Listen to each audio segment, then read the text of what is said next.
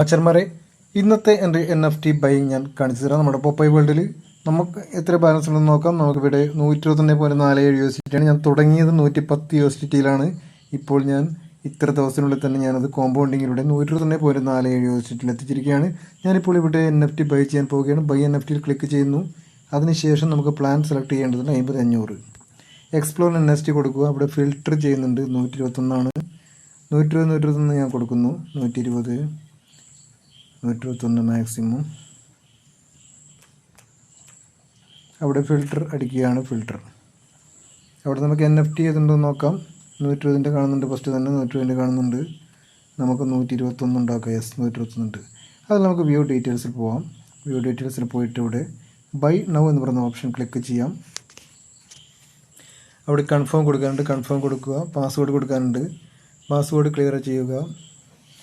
Okay, success. അങ്ങനെ NFT by ചെയ്തിരിക്കുകയാണ്. നമുക്ക് ഡാഷ്ബോർഡിലേക്ക് നേരെ പോവാം. ഡാഷ്ബോർഡിൽ പോയിട്ട് നമ്മുടെ NFT നോക്കാം. ഓക്കെ, 121 USDT ഞാൻ ഇവിടെ വാങ്ങിച്ചിരിക്കുകയാണ്. ഇവിടെ നോക്കാം. NFT holding 121. Yes, okay. ഇനി നാളെ ഇതിൻ്റെ കോമ്പൗണ്ടിങ്ങിൻ്റെ പ്രോഫിറ്റ് ആയിരിക്കും നമുക്ക് കിട്ടാൻ പോകുന്നത്. Okay, thank you.